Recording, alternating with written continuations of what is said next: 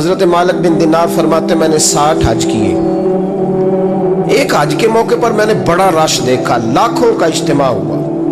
میری باتوں کی سمجھ تو آ رہی ہے نا آپ دوستوں؟ جو نہیں بول رہے انہیں بھی آ رہی ہے نا؟ اللہ جزا دے.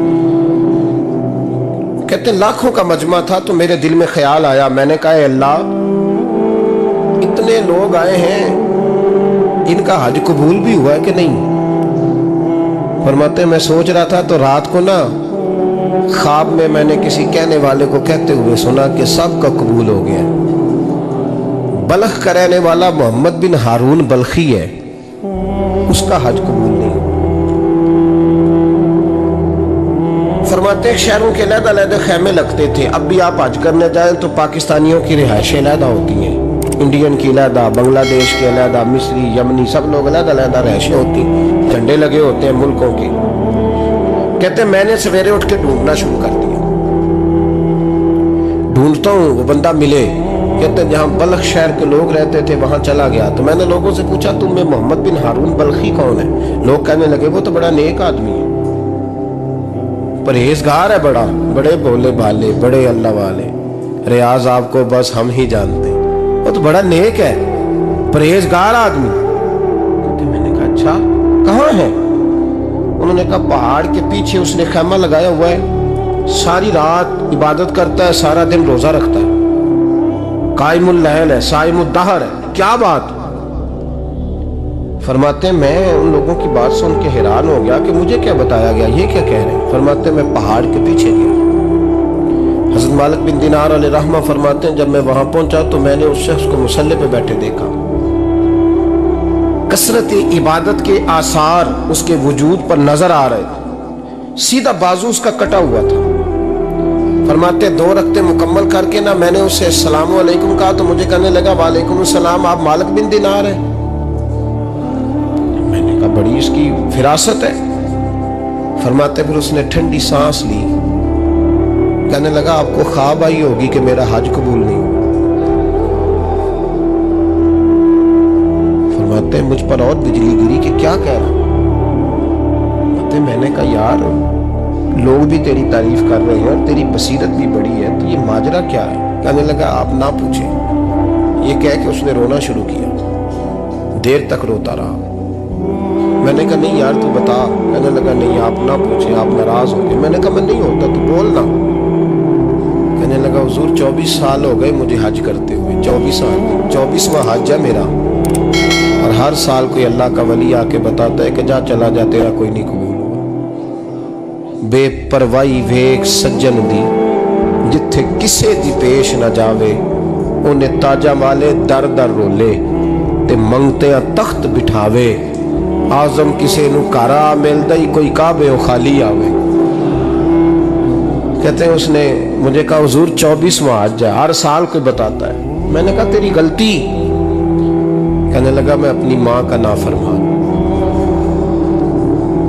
میں نے کہا واقعہ کیا ہوا؟ کہنے لگا حضرت اللہ نے مجھے دولت دی, مال دیا, زمینیں دی تو میں عیاش ہو گیا. امام مالک بن دینار رحمۃ اللہ علیہ فرماتے ہیں مجھ سے کہنے لگا پیسے آئے تو میں عیاش ہو گیا.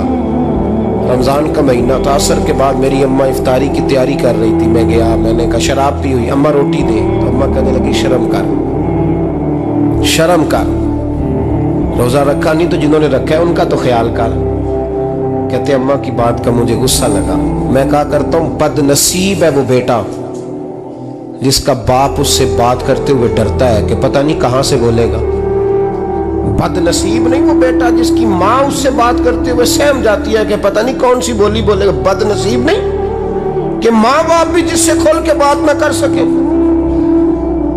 حضرت مالک بن دینار سے کہنے لگا اماں نے جب کہا نا شرم کر تو مجھے غصہ آیا, میں نے ماں کو تھپڑ مارا اور میری ماں جلتے ہوئے تندور میں گری. لوگوں نے مجھے پکڑ کے اندر بند کر دیا کمرے میں.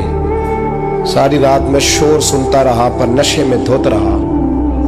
سویرے آنکھ کھلی تو میری بیوی بیگ باندھ رہی تھی. میں نے کہا کہاں جا رہی ہو؟ کہنے لگی جو ماں کا نہیں بنا میرا کیسے بنے گا.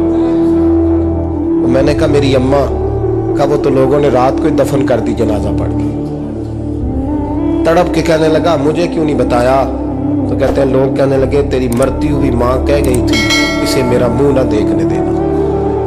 मेरे जनाजे के करीब ना आए। हज़रत मालिक बिन दिनार फरमाते हैं जब उसने ये बात सुनाई तो मैंने भी उसके मुंह पे थप्पड़ मारा। मैंने कहा तो इसी काबिल है। कहते हैं वो रोने लगा, हुजूर दुआ करे अल्लाह मुझसे राजी हो जाए। कहने लगा जब माँ की इंतकाल की खबर मिली तो मैंने कुल्हाड़ी लेके वो हाथ काट दिया जिससे माँ को मारा था।